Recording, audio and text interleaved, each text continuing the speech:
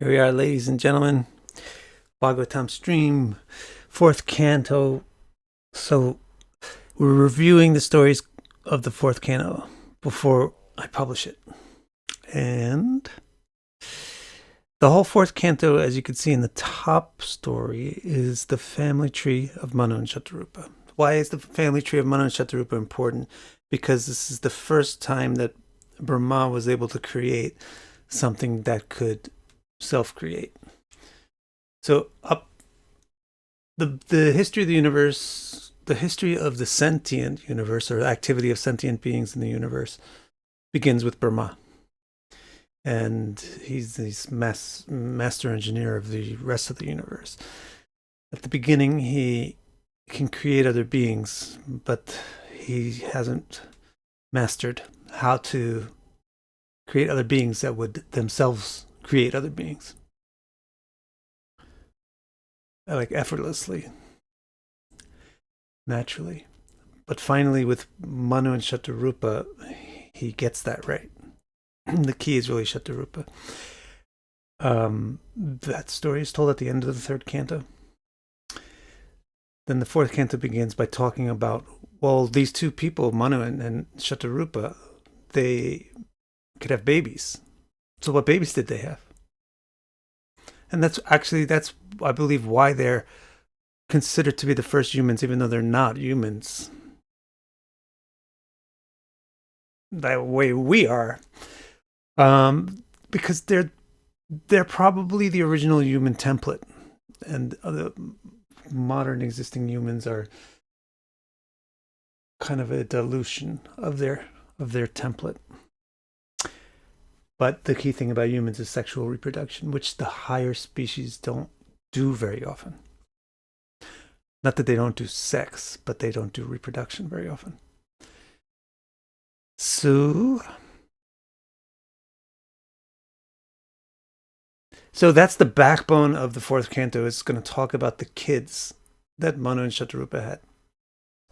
So it begins by talking about their three daughters and the grandchildren that Manu and Shatarupa had through the three daughters. That's basically the first chapter. Then when he gets to the youngest daughter of Prasuti,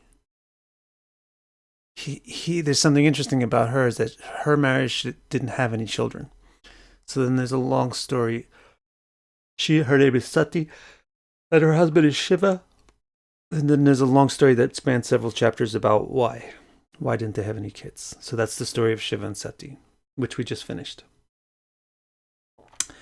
Then once that story is finished, the narrator, Maitreya, goes back to the family tree.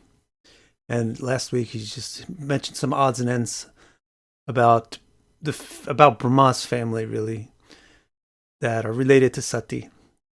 And that here's some other people that didn't have kids, and also here's some other stuff that went wrong. Because Daksha is kind of weird. So now he's back on to the next story. So now Manu and Shatarupa had three daughters, and those grandchildren were discussed, but they also had two sons, and that's Priyavrata and Uttanapada. Those two boys, their grandchildren were not mentioned yet. So now Maitreya is going to talk about their grandchildren.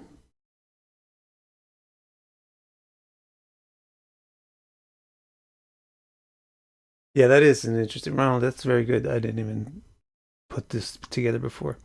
You said Brahma created people, Manu and Shatarupa, but there's also a story about Aditi's child, Martanda, who was the origin of humans. Let me look that up. That is a good question. Try to reconcile that.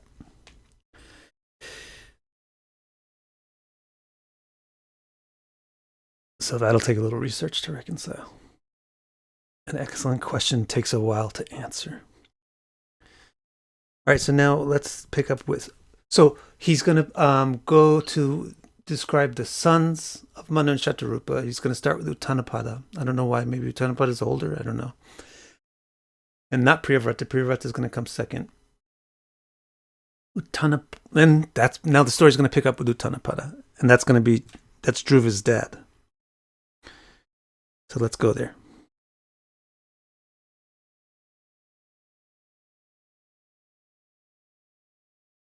Here, this section there's Dhruva and his mother Suniti.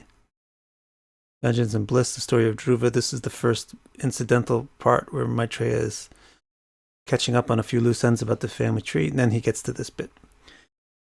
The tale of vengeance and bliss is the story of a young boy named Dhruva, a grandson of Manu and Shatarupa through their own son, the king named Uttanapada. Uttanapada. What does Uttanapada mean? A far strider. Like in Lord of the Rings, the guy's name is Strider. It's kind of like Uttanapada. The guy who walks far. The ranger. The guy who is far-ranging. Uttanapada. So in other words, it means he's a king, so it means his kingdom goes out far. He expands his territory a lot. Uttanapada. Uttanapada had married two queens, Suniti and Suruchi. Now, Suniti means good look. Suniti means good morals. Suruchi means good looks. This is a very funny story. It's funny in an ironic way. Unfortunately, the king had a rather common flaw. This is the funny part. He was obsessed with beautiful Suruchi and not nearly as thrilled about moral Suniti. Yeah, typical, right? Not just of men, but of everybody. We just care about the visible symptom, but we don't care about the cause. And for example, if you can hide your zits, then you're happy. But what's making you have zits? There's some problem in your blood. You're eating too much oils, or your hormones are imbalanced, something is wrong. Few people care, a few times we care about that. We just want to get rid of the symptom. Similarly, what are we attracted to? We're attracted to the symptom of goodness, which is beauty, but not the core of goodness, which is morality or integrity. So the king has this unfortunate common flaw where he's pretty fascinated with Suruchi, which means good looks, and he's not so fascinated by Suniti, which means good morals. Each wife gave him a son. Moral Suniti mothered Dhruva, which means patience or consistency. And beautiful Suruchi mothered Uttama, which means superiority or excitement, arousal. Uttanapada means going up. So Suniti makes things get up, right? Beauty makes things excited. So Suniti can produce Uttanapada. Uttama. And Dhruva, I'm getting my name dyslexia again. Suniti, the good moral, she can produce Dhruva, which means constancy, stability, patience, steadiness. That's the opposite of what Suruchi produces. Suruchi produces a quick excitement. Uttama. So, like a relationship that's based on the external appearances will be uttama. It'll be exciting, and then it'll have no interest after that. But a relationship which is based on something deep will be dhruva. It will have patience. It'll have endurance. So Suniti mothers Dhruva and Suruchi mothers Uttama. Unfortunately, the king's partiality towards his wives extended into how he treated their sons. And that's the cause of the problem.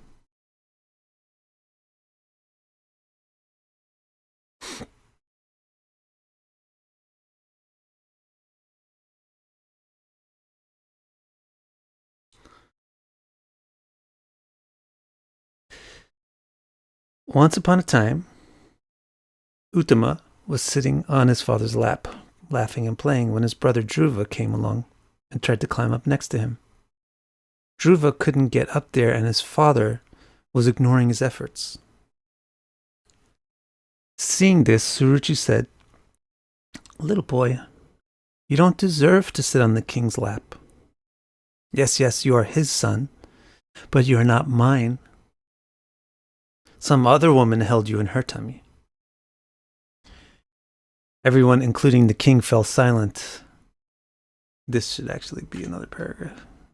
I believe. If you really want to get up there where my sun sits, she continued, worship the Supreme Person diligently. That is arrogant. Only His mercy will grant your goal after you are reborn from my womb. This is the problem with Suruchi. You become egotistical. And you're very beautiful and you have qualities which are demonstrated. Then you value yourself very highly, which sounds good, right? But in other words, you think you're hot shit. You think you're really important and amazing. And this kind of what she's saying right now is so arrogant. If you want to be if you want to play with your dad, you need to be my son. And if you want to be my son, you need to do something amazing to become my son. You need to worship the Supreme Person. If you really want to get up there where my son sits, worship the Supreme Person diligently. Only His mercy will grant your goal after you are reborn from my womb. Struck by these cruel words, Dhruva hissed like an angry snake struck by a rod. He looked at his father for support, but the king simply looked back at him silently, afraid to anger beautiful Suruchi by contradicting her. The boy stormed off and ran to his mother, where he broke down in tears.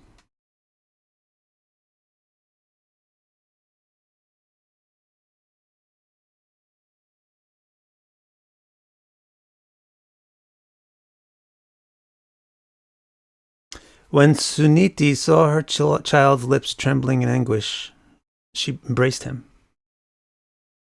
That's the story here. That's this picture, see?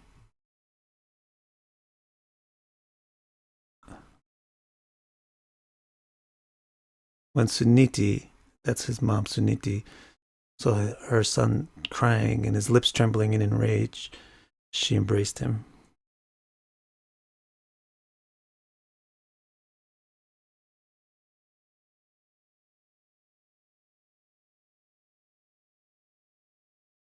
As Dhruva told her what happened, her beautiful lotus face dried up like a vine in the fire of grief. Losing composure, she also began to weep. Feeling hopeless and trapped, she struggled to even breathe. Darling boy, she finally managed to say, don't wish evil upon others. Those who wish ill to others only suffer themselves. Suruchi actually told you the truth.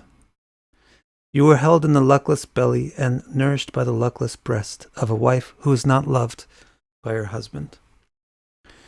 My darling, don't hate her. Follow her good advice. Worship the lotus feet of the Supreme Beloved if you want to sit beside Uttama. Suniti did not want her son to strive for foolish goals, for no one should try to be loved and embraced by the vile. This is an important point. If vile people like you, then you probably have vile qualities. Now, this is also why really high quality stuff seldom gets mainstream popularity. Because if really ordinary people like you, you probably have a quality which is very ordinary. Sometimes it works. That something which is high quality can also have a quality to it that appeals to the ordinary. But usually something which has very high quality requires a very high quality customer to purchase it, or requires a very high quality connoisseur to appreciate it. So usually you find things which are appreciated by the commoners are common. Things which are popular are not that great. Things which vile people like, things which greedy people like, are bad. So you shouldn't strive. If an evil person insults you because you're not something enough, then you shouldn't try to be that something. Because that would only make you what an evil person would like, which is evil. Suniti did not want her son to strive for foolish goals, for no one should try to be loved and embraced by the vile. She had spoken very carefully. The word Uttama means ultimate. Dhruva did not realize it at the time, but the way his mother said, if you want to sit by Uttama, actually meant if you want the ultimate achievement, then worship the Supreme Beloved. So she's giving him a message now, which can motivate him right now, but which, as he grows up, he'll understand better.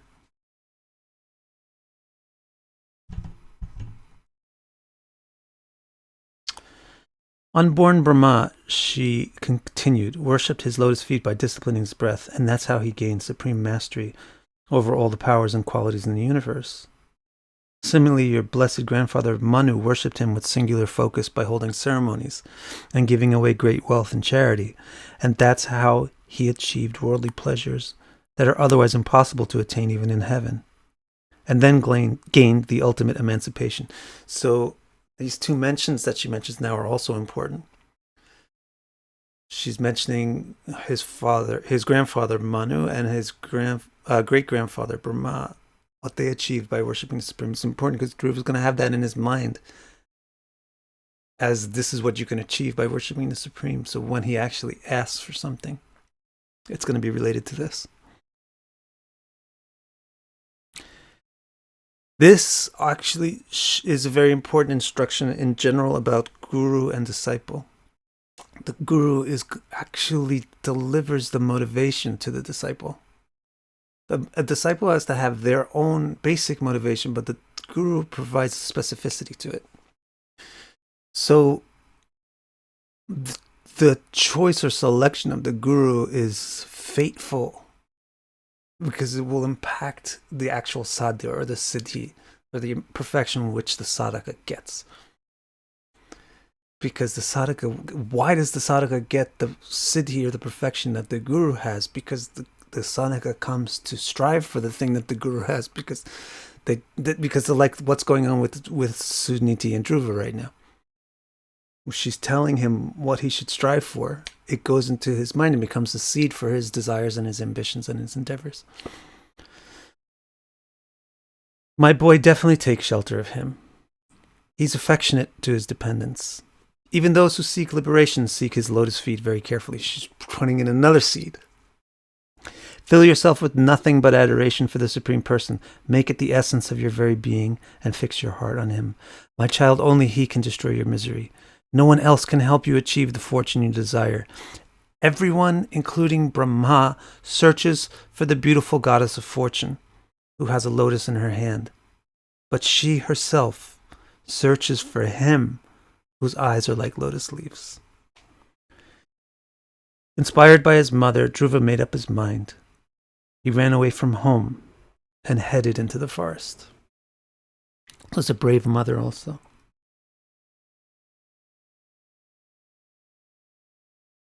A very brave mother. She's telling her Dhruva's 5. She's telling her 5-year-old son something that's going to make him run away from home. This is brave. You have to leave your safety. When your domestic situation is bad, then you have to leave your safety in order to improve your situation, and that's very dangerous, but necessary. So Dhruva's domestic situation was bad, and his mom inspired him to run away from home. And that's very good. Now Dhruva meets Narada. Narada got news about what happened. Narada always gets news. And immediately went out to search for the boy. He was amazed when he found him. Oh, he thought, powerful royalty cannot forget an insult. He couldn't just forget this insult. He is just a little boy, but already his heart is obsessed with the ill words of his co-mother. Generally, if you insult a child, then you just give them a donut. They forget that you insulted them, kind of, as long as, depending on how deep the insult is. But children are very fickle, and then just entertaining them makes them forget what happened 5 minutes ago. Dhruva is not like that, and it's because he's a very pure-blooded warrior. And insults, they're very, very, very sensitive to insults. So this insult that he got, not only was it very powerful, but he's very sensitive to it. He will not forget this for the rest of it. He will not forget this. He makes him run away from home. It's not just like his mom could give him a lollipop, and then he would feel better, or a hug, and then he would feel better. Coming close, Narada spoke to the child. Little boy, why are you so worried about dishonor and honor? Why don't you play games like regular children and just forget about it? But obviously, Dhruva did not want to be an ordinary boy. Well, if you don't want to be a foolish child, why are you acting like a fool? Narada challenged. This is a good thing to do when you're talking to a warrior. Challenge them. If you don't want to be a foolish child, why are you acting like a fool? If you challenge somebody who's not a warrior, then it usually disheartens them. But if you challenge somebody who has some ambition and strength, it will arouse them and stimulate them to work, to action. If you don't want to be a foolish child, you don't want to be a foolish child and just forget this insult. Okay, then don't act like a fool. What you're doing. Only fools are troubled by dualities like honor and dishonor. Such things come and go by our fateful karmas. They are not even the real cause of our unhappiness.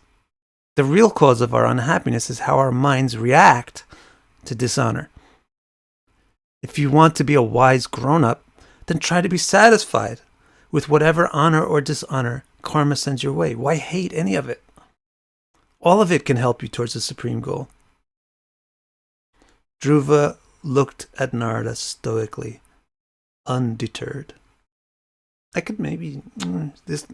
It's hard to say you're finished with writing something, but Dhruva just simply only... He was not moved, right? Actually, that's what his name means, unmoved. So I'm going to write that in. Unmoved. Dhruva simply looked at Narada. With undeterred and stoic. Your mother said you should strive for divine mercy, right? Dhruva nodded. Well, that is easier said than done. Narada challenges again. So it seems like Narada's trying to deter Dhruva, but actually Narada is bringing out Dhruva's fighting spirit by giving him all these challenges. But Dhruva knew that he could not beat the first challenge. The first challenge that Narada gives him is just become a sadhu, act like a brahmana. But Dhruva knows, I'm not a brahmana, I'm not a philosopher, I'm a warrior. So I can't meet that challenge, so I'm not going to accept that challenge. So now Dhruva is challenging him again. You want to strive for divine mercy. Well, that is easier said than done. It's very difficult to worship that supreme person properly. Great sages try. They give up everything and search for him. Their discrimination is severe. Their concentration is absolute. Still, they don't discover him, even after many lifetimes of trying. So, little boy, give up your plan. It will be fruitless. The boy was obviously unimpressed. Okay, Narada said, don't give up, but be smart about how you do this. You are too young for this. Do it later, after you've grown up and exhausted your natural interest in all the things life has to offer. That's the safest way for people to pursue the path you want to follow. So that's one thing he's saying, is you're too young. You haven't experienced anything of life, so if you you haven't experienced anything ordinary in life. So if you try to pursue something extraordinary, you're going to get curious about what's ordinary. So first pursue what's ordinary. Understand it, be bored with it, and then pursue the extraordinary. That's the normal way of doing things. He doesn't want to really hear that. He feels that he's extraordinary, so he can do something extraordinary. Now Narada gives a second thing. You're supposed to worship the Supreme. You can't worship the Supreme. The Supreme is worshipped by love, but you're in a mood of hate right now. You're in a mood of anger. So he says the Supreme Person is worshipped by love. It will not be easy to worship him while you are motivated by hate. Let's face it, right now you are driven by anger and vengeance. If you want to pursue this path correctly, first you have to rid yourself of animosity towards your father, brother, and co-mother. Don't hate people who are below you, envy people who are above you, or compete with those who are on your level. Sometimes destiny puts you in the company of superior people who nurture and inspire you. Be delighted when this happens. Sometimes destiny puts you with equals. Become friends with them, not competitors. Sometimes destiny forces you into contact with people who lack good qualities and therefore bring discord and pain into your life. Don't hate them. Be sympathetic. Do you not also have many flaws? Good stuff. Ali, that's amazing.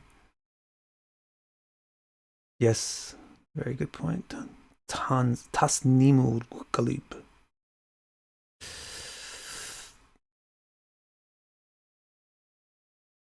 So this is also a very good point of how to be forgiving without being stupid.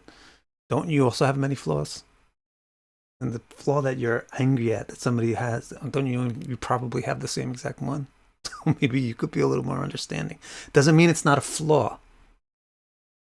Doesn't mean it shouldn't be changed or improved. But the anger at it is irrelevant.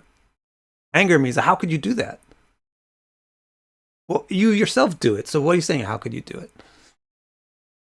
Without anger, you can work on improving a flaw. Dhruva replied with a child's honesty.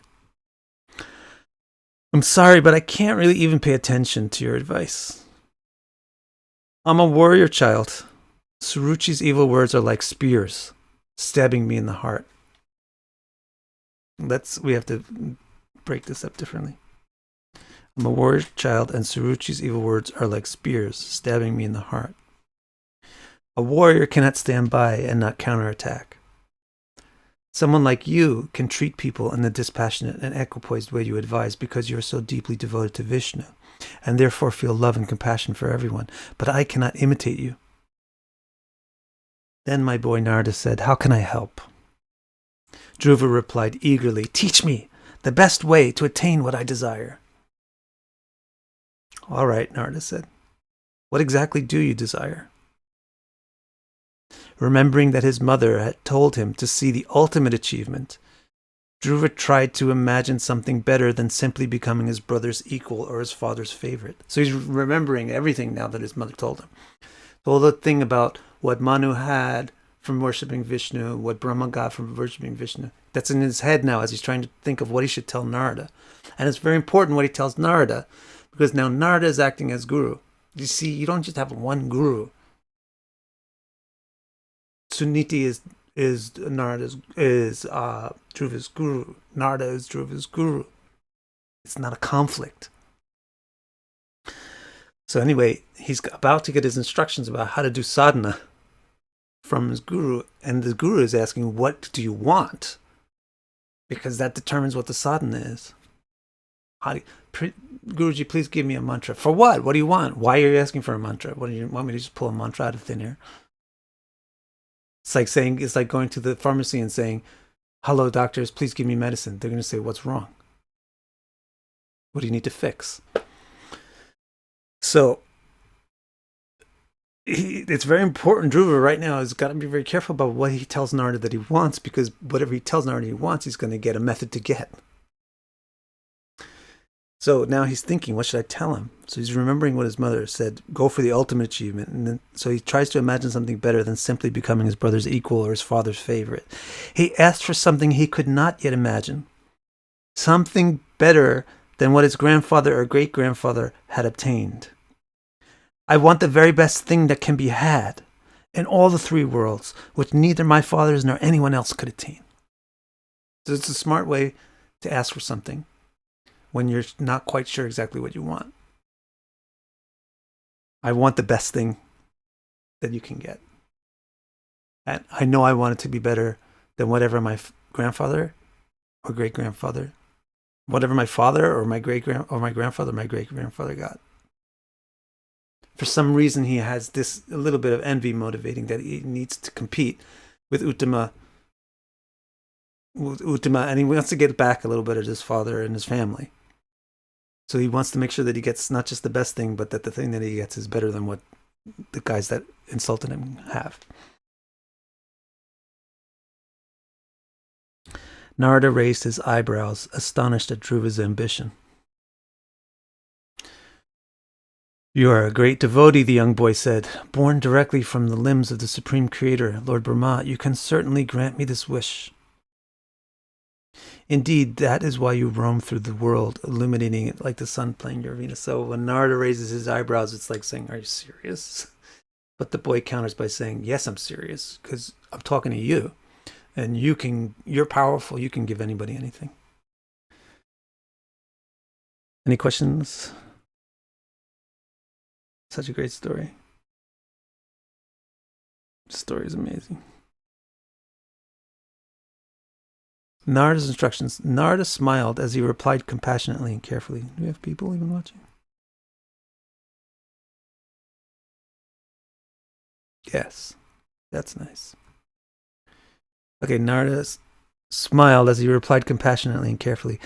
The path your mother set before you will certainly bring you the highest goals. This is important. Gurus have to cooperate. If a person has two gurus, the two gurus have to cooperate. Otherwise, the person gets ripped apart in their endeavors. So that's what Narada's doing. He's cooperating with Dhruva's mother. The path that your mother set before you, follow it. That's my advice. The path your mother set before you will certainly bring you the highest goals. So follow her advice. I'm just going to give you details now about how to follow her advice. So follow her advice and completely engross yourself in devotion for the all-attractive son of Vasudeva.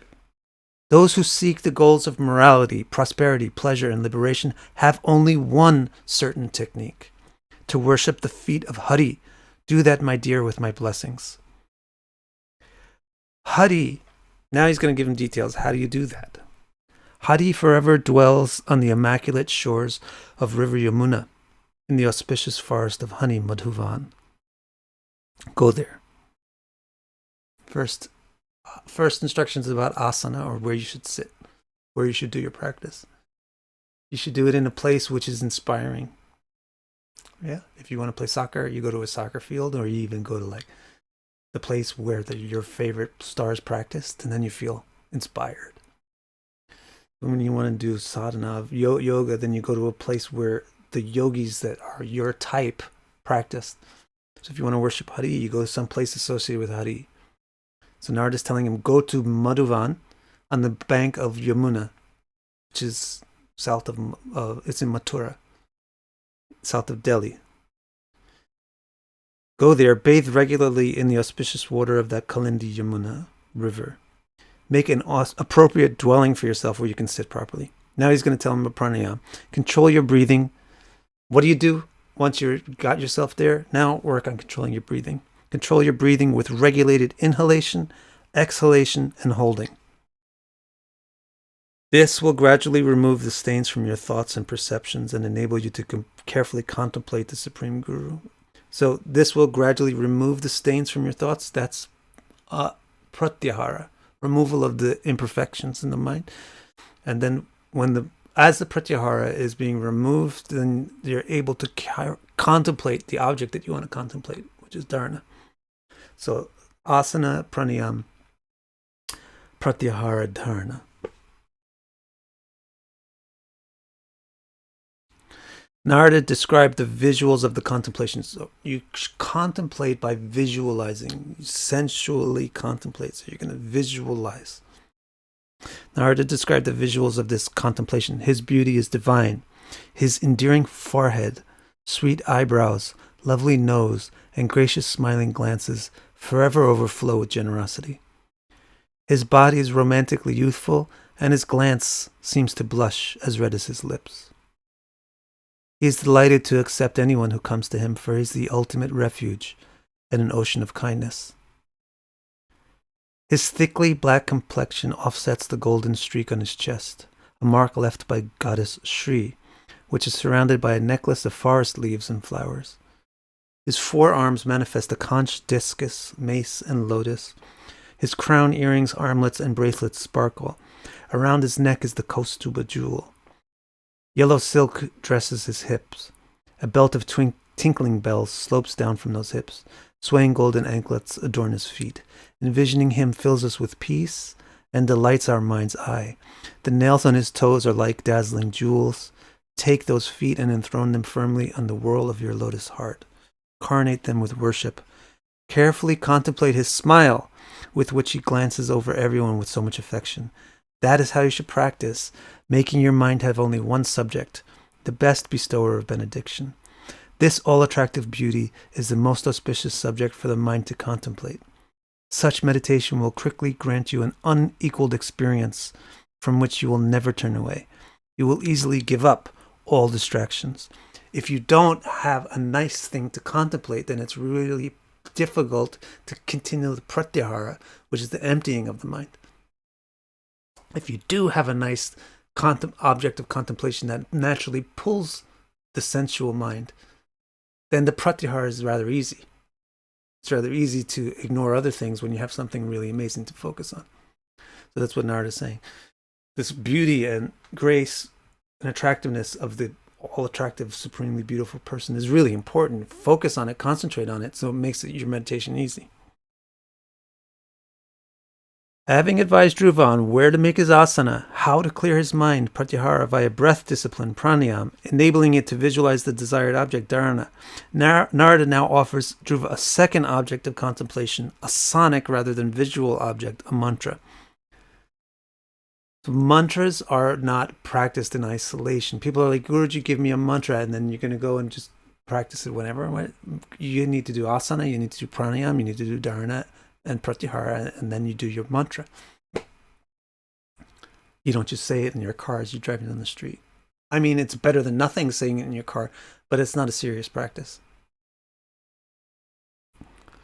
Prince, I will now tell you the most confidential mantra. Anyone who carefully recites it for 7 nights will directly realize the words. 7 nights is all you need, if you do it the right way. But you have to follow all these steps. You have to go to the sacred place. You have to, etc., etc., etc. If you follow all the steps, it happens rapidly. But why will it not happen rapidly? Because we can't follow the steps. You'll definitely skimp on the steps. You'll skimp on the yama, niyama, asana. Your asana will be like this. You'll skimp on the steps. You won't care to wait until you can actually sit in the proper asana for a long time. You won't work on the pranayam. You'll be like, okay, let's go. And then you'll be like, I did this for 8 nights and I still don't have any divine realization. Of course, you retard. You've messed up all the steps before. Prince, I will now tell you the most confidential mantra. Anyone who recites it for 7 nights will directly realize the words, Om Namo Bhagavate Vasudevaya. A wise person, Narada explained, should worship the all-attractive divinity with this mantra, supplemented by worshipping a physical representation of Hari, worship with materials available to them. He's really giving the whole padati. The whole padati for sadhana, Narada is giving right here. The whole manual. Padati means the manual of how you do something. He's giving you so many details. How to perform real yoga, bhakti yoga. The only thing he hasn't mentioned yet is yama and niyam, but he gave asana, he gave where to go, he gave pranayam. You have to regulate the inhalation, exhalation, and how long you hold it. That's really all you need to know. And he gave the pratyahara will happen naturally as a result of pranayam, and then dharana, you have to contemplate. And then he gives you the whole visualization of what to contemplate. Then he gives you a mantra to supplement the visualization with. And now he's saying you should also worship a physical representation.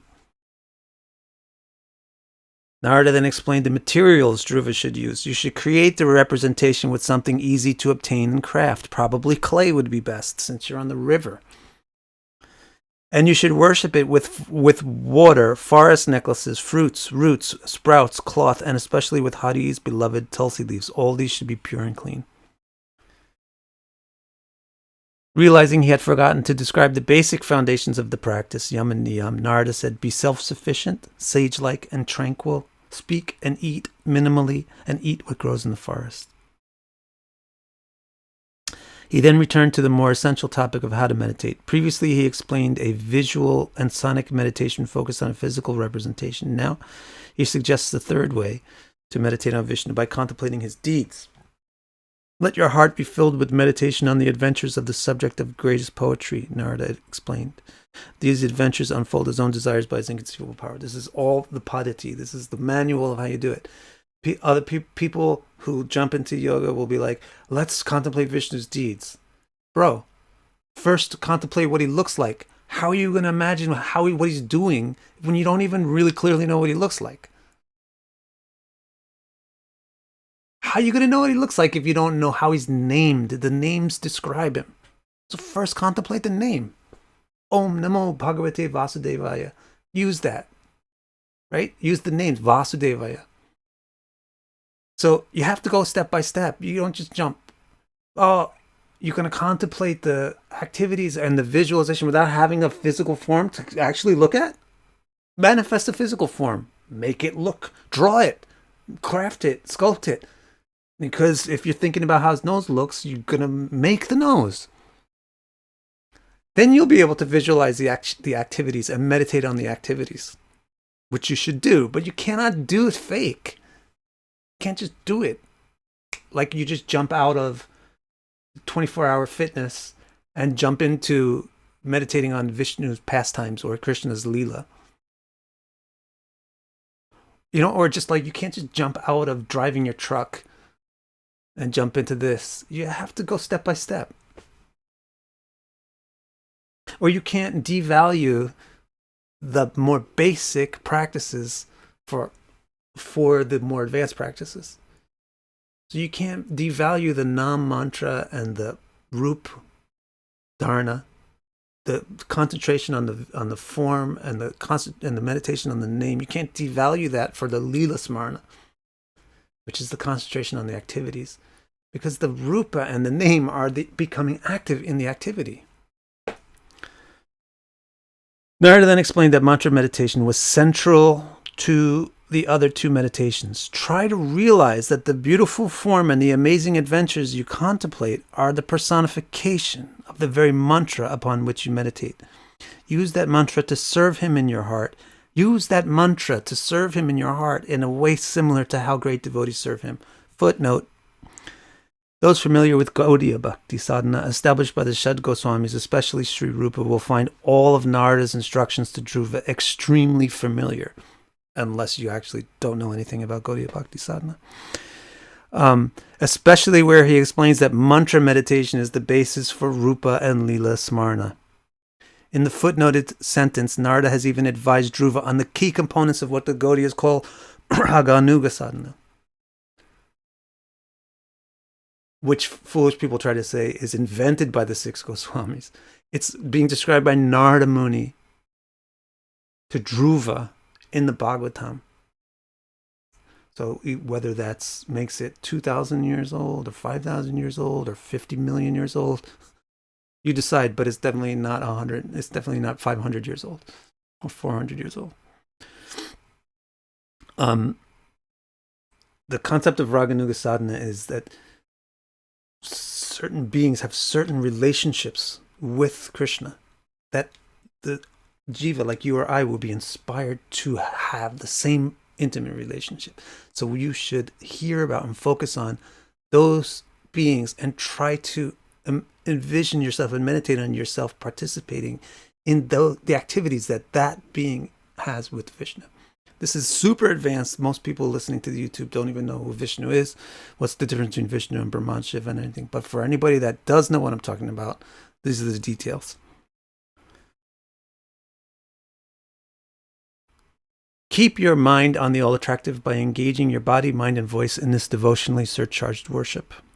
He nourishes divine emotion and grants the ultimate goal to anyone who unpretentiously and wholly worships him. Of course, he also grants morality and any other goals desired by embodied souls. Indifferent to sensual affections, worship him by serious bhakti yoga with incessant, unyielding affection. This worship will grant you the unique liberation you seek. So Narada also is giving him a little bit of a push, a little bit of a seed, just like Dhruva's mom did.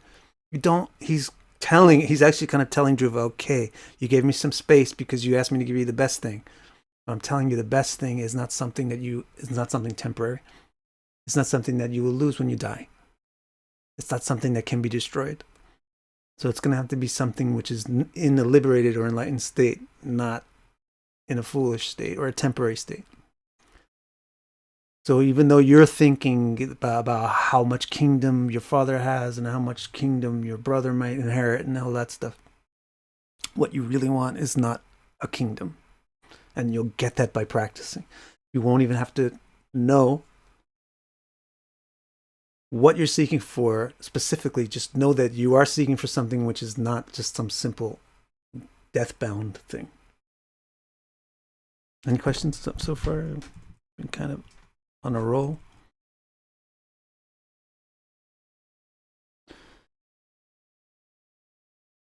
Samurai, I literally said that Suruchi's his guru. Maybe you came in later.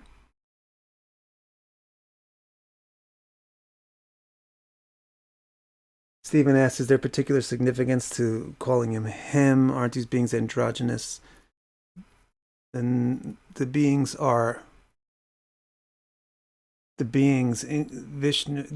encompass everything. So Vishnu is Prakriti and Purusha, but Vishnu is the Purusha aspect of the Prakriti-Purusha system.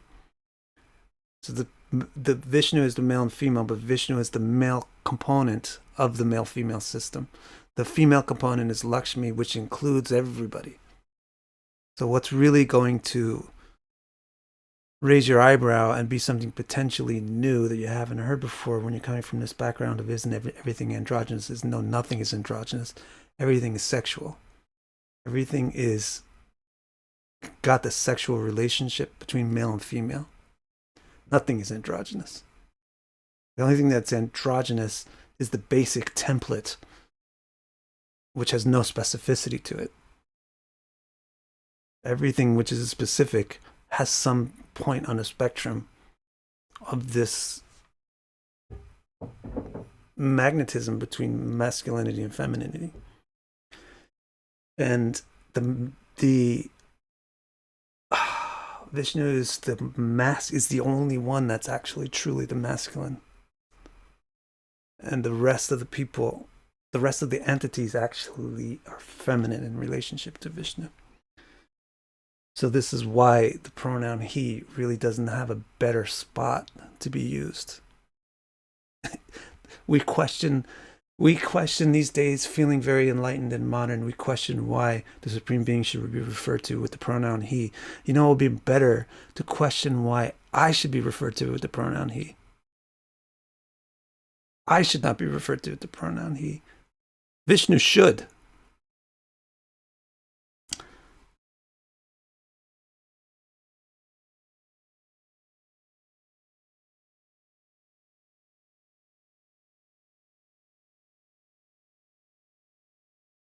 So let's see the next.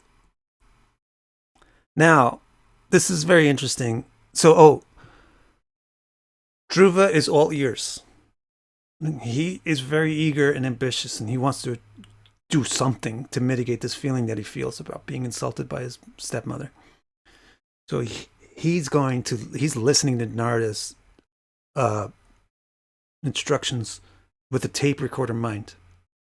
And he's going to implement those instructions to the utmost extent.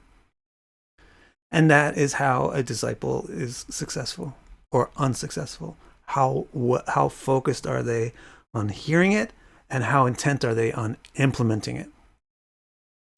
So Narada's going to be super successful. I mean, Dhruva is going to be extremely successful, unparalleledly successful, because he has unparalleled listening right now and unparalleled intent to apply. An unparalleled application. So Dhruva accepted all these instructions respectfully and gracefully. He circumambulated Narada and then immediately departed to Madhuvan, the sacred place decorated with Hadi's footprints, to begin his practice. So immediately he starts following the instructions. Now, the story is going to back up. I don't know why the story was told in this order, but the story is going to back up slightly now. What about Uttanapada? What happened at the palace when Dhruva ran away? That part wasn't told. Somehow Maitreya got excited about talking about what happened with Dhruva, but nothing was spoken about what happened at the palace. So now the story backs up to there. Before Narada found Dhruva, he had visited Uttanapada's palace. When he entered, the king greeted him respectfully and seated him comfortably, though he was obviously miserable. King, Narada asked, why the long face? Are you thinking about something sad? Have you lost your happiness along with your wealth and morality? That would make you sad. This could be how Narada Muni got the news about Dhruva. He could have just by chance come to Uttanapada's palace and then got the news about Dhruva. Or he could have got the news about Dhruva from his network. He has a very big Twitter network of people that tell him what's going on in the universe. And then came to the palace to see if he could get clues about where Dhruva might have gone. Probably it was that. But anyway, when he gets there, he acts like he doesn't know what's going on. He says, "Why are you so upset? What's going on?" "Oh, wise man," the king said, "partiality to my wife made me cruel to my little boy. I allowed him to run away from home even though he's only 5 years old, and I neglected his mother, who is a great and learned person. So now all of a sudden," this also is what it takes to snap people out of it sometimes. Good people. Bad people will never snap out. But sometimes good people need a slap, and then they snap out of it. So this was the slap. All of a sudden he realized that his son ran away. Then he realized it was my fault. That is why he's actually a good person, Uttanapada. Even though he makes mistakes, good people make mistakes. That gets repeated again and again in the Puranas. Good people make mistakes too. But because they're good, they snap out of it. The bad person justifies their mistakes and keeps mistaking. So the king right now, he's saying, "Man, I was terrible. That's why I feel bad, because I was terrible." He's not like, "My son ran away. What kind of idiot? How dare he do this to me? How dare he?" That's how your dad would probably react. No, he was like, "My son ran away. I am at fault. Look, partiality to this woman made me cruel to this boy. Now my helpless little boy is alone in the forest with no one to protect him. I am worried that the wolves might devour him. His lotus face must be wilted, emaciated from hunger. Oh, this is all just because of my vile cruelty towards him, instigated by my subservience to that manipulative woman.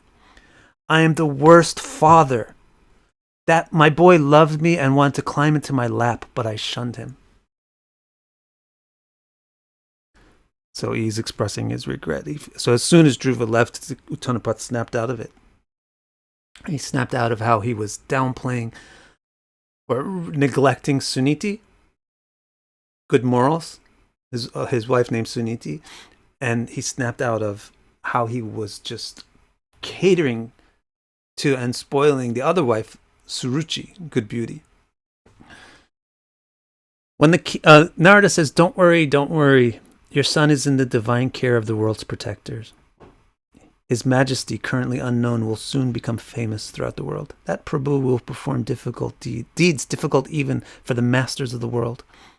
He will return soon, king, and your family's fame will overflow. When the king heard Narada's words, he joyfully lost interest in royal... Man, Narada is a good astrologer. He didn't even do it. Like, I'm just using the word astrology loosely, but he's a good soothsayer, isn't he?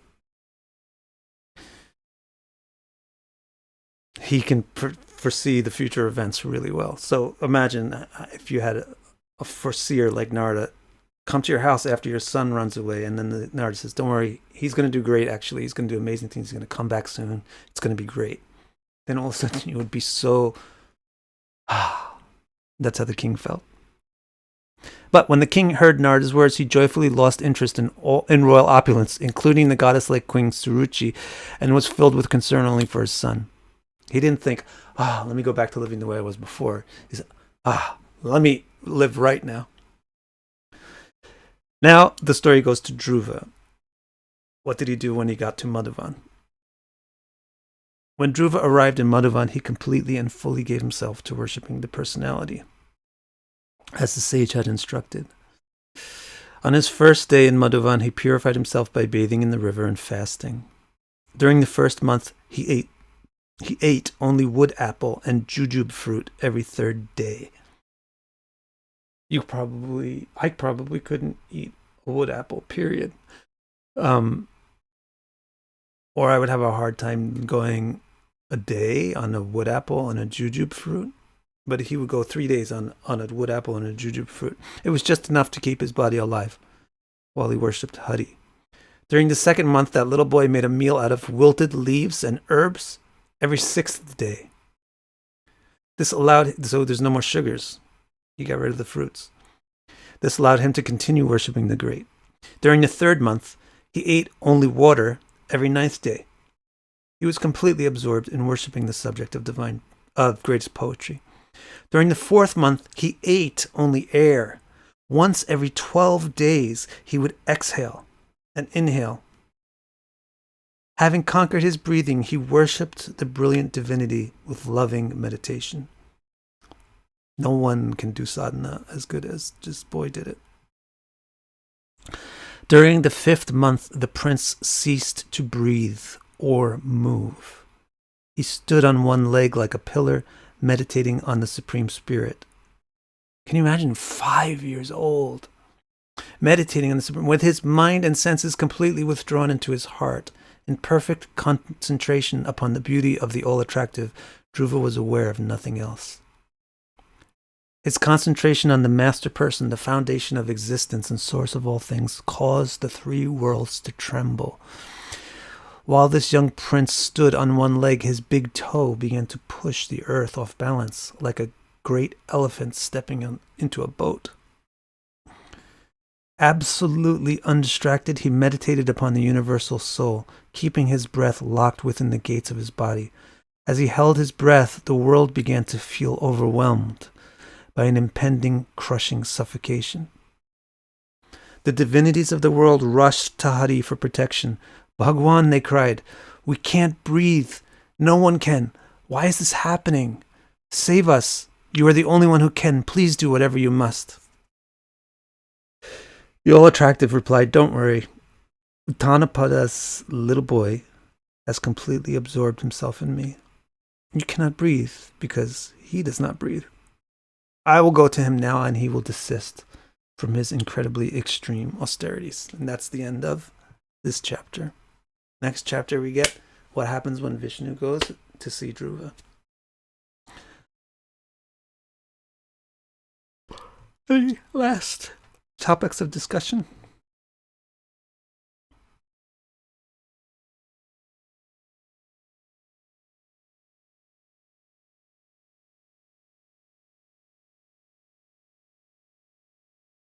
That's right, Alf. Well, thank you, Stephen. All right, everybody. That was great. All right, this story is very, very, very good. Man, this story is going to get even better. So do not miss next week and the week after that. The story is going to get super cinematic and action-packed. It's going to become an action movie, actually. It's going to be... this needs to be a Hollywood movie. So, probably next week we'll do Dhruva's interaction with Vishnu. And then the week after that we'll do Dhruva's confrontation with the monsters of the forest. And then probably the week after that we'll finish up all of the Dhruva chapters. Thank you so much for joining me and giving me a venue to discuss this. Thank you.